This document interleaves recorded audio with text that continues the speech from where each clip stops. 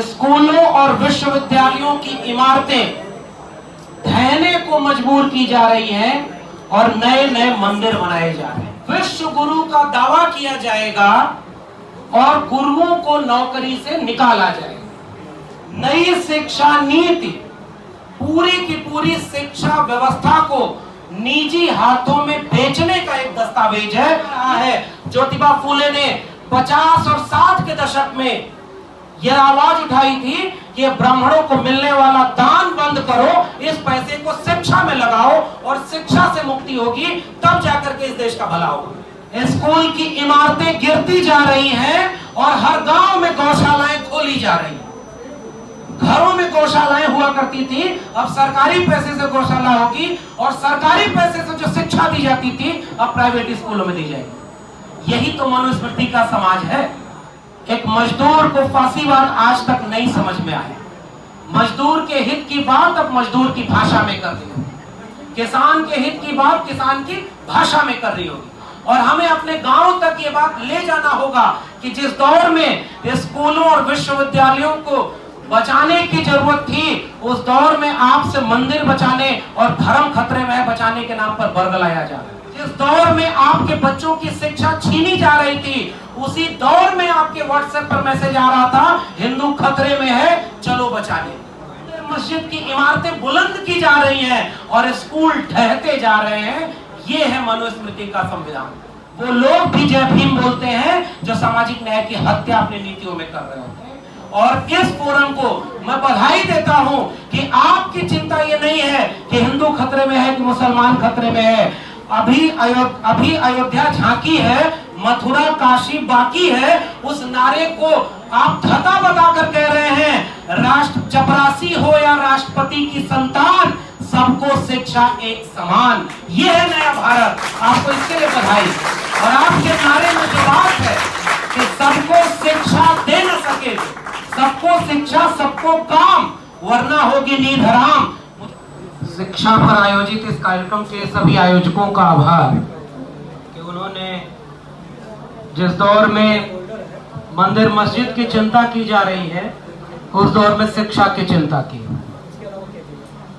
अभी कुछ दिन पहले मैं सुन रहा था, प्रधान सेवक जी बोल रहे थे कि जब आप परीक्षा में जाएं तो कठिन सवालों को पहले हल करिए। तो मुझे लगता है कि इस आयोजन के भी कठिन सवाल पहले हल किए जा चुके हैं। हम लोग आसान सवाल के रूप में थोड़ी देर के लिए आपसे बातचीत करने आए हैं। और वो बातचीत उस दौर में हो रही है जब ये दावा किया गया था कि 70 साल से इस देश में कुछ नहीं हुआ था, और 70 साल बाद जब उन्हें मौका मिला तो वो नया इतिहास लेकर आए। हमारे पूर्व के वक्ता इतिहास पर बात कर रहे थे। मैं तो खुश होता हूं कि वो लोग इतिहास लेकर आए, इतिहास बना भी रहे, इतिहास लिख भी रहे। मैं खुश इसलिए होता हूं कि वो अपने इतिहास में क्या क्या लिखेंगे, कि उन्होंने अपना तिरंगा झंडा अपने संघ कार्यालय पर नहीं फहराया। आजादी, जंगे आजादी में उनका कोई व्यक्ति शहीद नहीं हुआ। वहां से शुरू करेंगे। जम्बू द्वीपे आर्यावर्ते भारत खंडे से सोने की चिड़िया थी। महाभारत काल में इंटरनेट हुआ करता था। गणेश जी पहली प्लास्टिक सर्जरी थे। वहां से वो इतिहास चलता आएगा और आखिरी के सरल सवालों तक जाएगा तो नाली के गैस से चाय बना करेगा। बादल आने पर रडार काम नहीं करेगा। ये वो इतिहास है जो वो दर्ज करेंगे, तो दर्ज करने दिया जाए।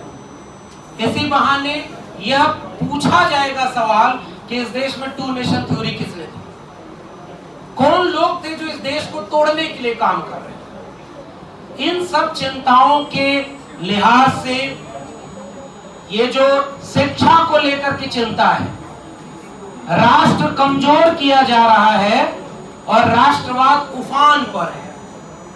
जैसे स्कूलों और विश्वविद्यालयों की इमारतें ढहने को मजबूर की जा रही हैं और नए नए मंदिर बनाए जा रहे हैं। आने वाली पीढ़ियां इस सवाल को पूछेंगी कि भाई आपके लिए मंदिर की जरूरत थी, विश्व गुरु का दावा किया जाएगा और गुरुओं को नौकरी से निकाला जाएगा। ये विडंबना का दौर है।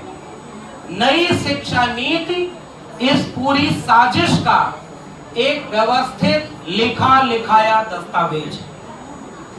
मैं पूरे दस्तावेजों को पढ़ रहा था, पलट के एक नजर देख रहा था, तो मुझे खुशी हुई कि आपने जो पर्चा बनाया है उसमें दो खतरे सबसे महत्वपूर्ण रखे,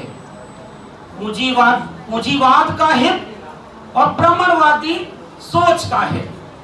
ये दो खतरे आपने पहचाने। इसके लिए मैं इस फोरम को बधाई देता हूं। असली खतरा क्या है, उन दोनों पर आपने चोट की है। और वो असली खतरा पूंजीवाद वाला क्या है? सौगंध मुझे इस मिट्टी की, मैं देश नहीं बिकने दूंगा। नई शिक्षा नीति पूरी की पूरी शिक्षा व्यवस्था को निजी हाथों में बेचने का एक दस्तावेज है।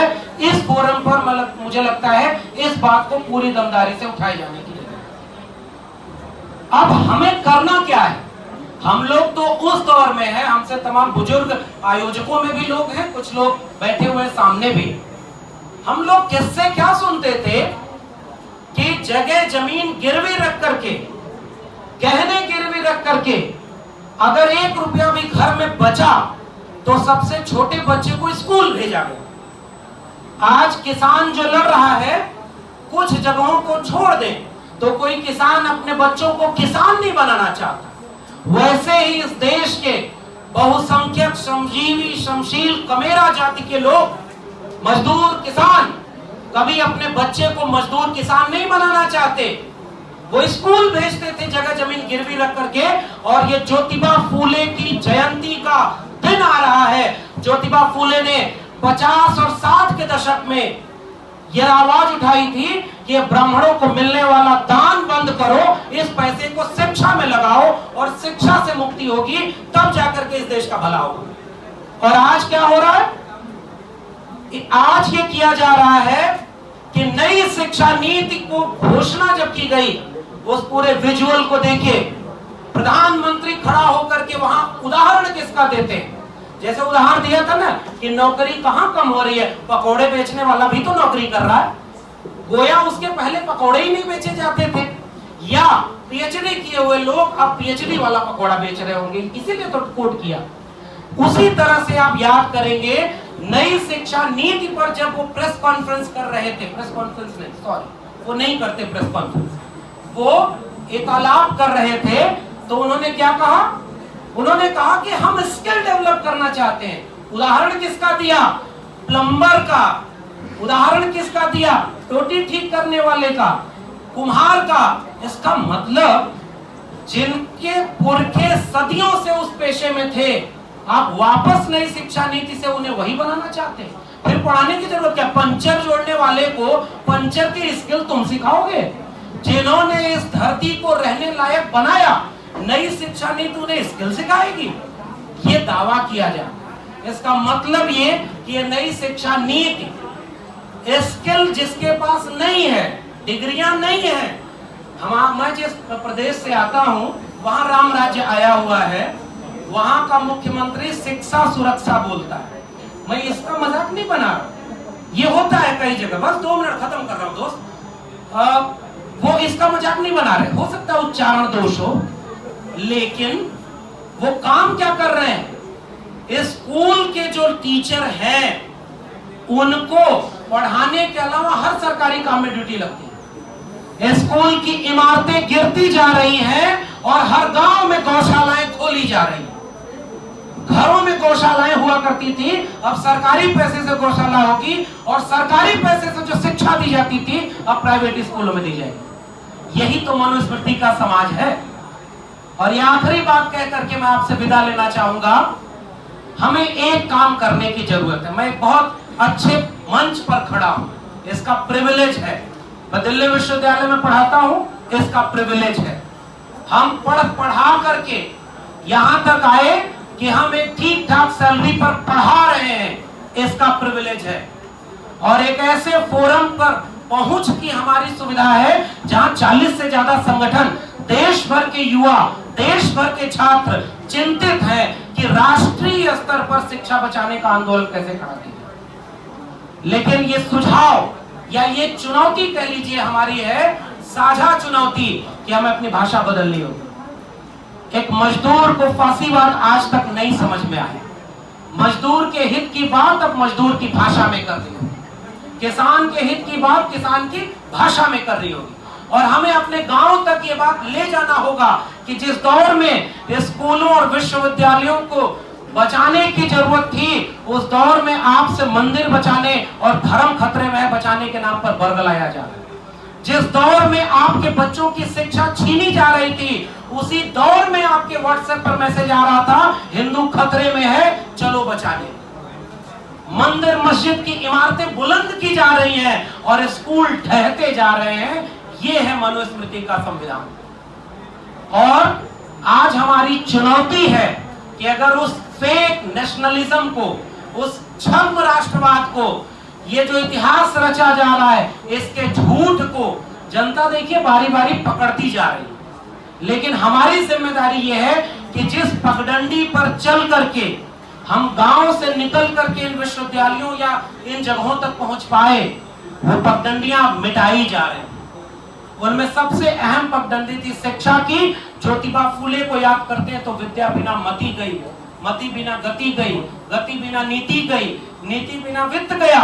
एक अविद्या ने जाने क्या क्या नुकसान किए, मैं थोड़ा भूल रहा हूं उस बात को। ये ज्योतिबा फूले की लड़ाई थी स्कूल खोलने की, महिलाओं के लिए स्कूल, लड़कियों के लिए स्कूल, अछूत बच्चों के लिए स्कूल। और वहां से डॉक्टर अंबेडकर, भारत का, नए भारत का मुस्तकबिल लिखने वाला वो अगुआ शिल्पकार, आज उसकी मूर्ति के सामने झुक करके वो लोग भी जय भीम बोलते हैं जो सामाजिक न्याय की हत्या अपनी नीतियों में कर रहे होते हैं। तो परखने की जरूरत है और अब इस नए रूप में ये बात समझाने की जरूरत है कि जब विज्ञान तबाह हो जाएगा, शिक्षा तबाह हो जाएगी, तो आप भी बाल नरेंद्र के किस्से पढ़ेंगे कि मगरमच्छ के हाथ में, जब वो मगरमच्छ भगवा झंडे को गिरा रहा था, निगल रहा था, तो बाल नरेंद्र तालाब में कूद करके उसको बचा लेते हैं।